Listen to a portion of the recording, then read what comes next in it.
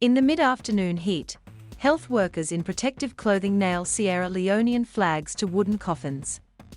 In the middle of the flags are the words, "Rest in peace."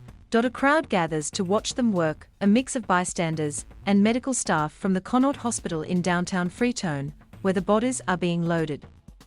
Some of the onlookers cover their noses. The smell of the bodies hangs in the hot, humid air. At the sight of the coffins being loaded onto the truck, a woman whose nephew is being treated for severe burns in the hospital bursts into tears. "Oh God, eh God," she repeats, holding a handkerchief to her face and wiping away her tears, her shoulders shaking as she sobs.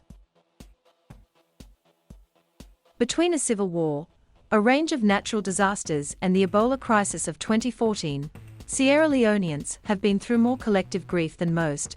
The country ranks 182nd out of 189 in the UN's Human Development Index, which measures countries' levels of social and economic development based on 4 criteria: life expectancy at birth, average years spent in school, expected years of education, and gross national income per capita.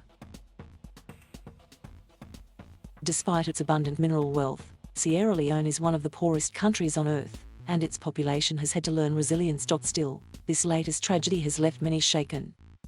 A medical emergency of this magnitude I've never experienced before in all my career as a medical doctor, says Dr. Mustafa Kaba, a surgeon at Connaught Hospital with 20 years' experience. He moved back to Sierra Leone with his family from Germany in 2018. This is big, it's really massive. On that day when I saw the incident, I was really taken aback.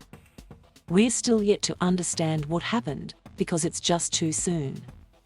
In the corridors of the hospital, I speak to 25-year-old Victoria Thornat, a student at the historic Fora Bay College, founded almost 200 years ago. Her older brother Ibrahim got caught in the blaze while coming home on Friday night.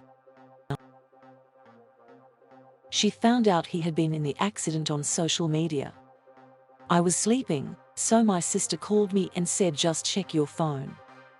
When I opened it I saw pictures of my brother lying on the ground, everywhere was burned. Ibrahim has severe burns on his arms, face and feet. Victoria says he's been responding well to treatment. Although his injuries were many, we thank God for his life." At the scene of the accident, in Freetown's eastern suburb of Wellington, the smell of burnt rubber still hangs in the air more than 48 hours after the blaze. In a local bar, smoke rises from a pile of ashes.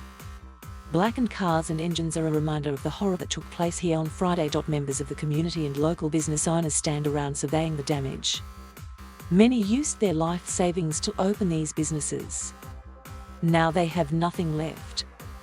28-year-old orphan Aisatu Cisse is a nurse at a local hospital.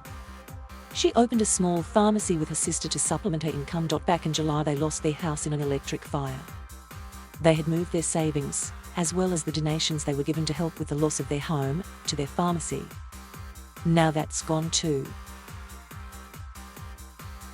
"Everything is gone, my documents, the pharmacy documents, it's all burned.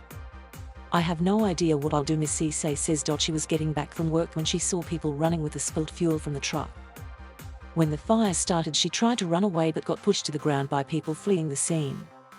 She shows me her bandaged calf and a bruise on her thigh.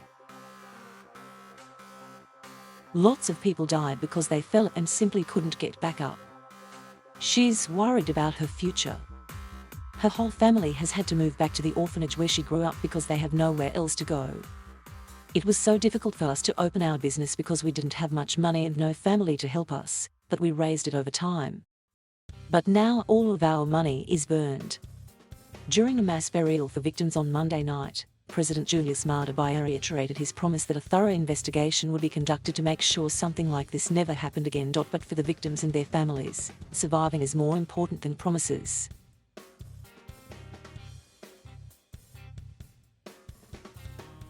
Thank you for watching. Please subscribe.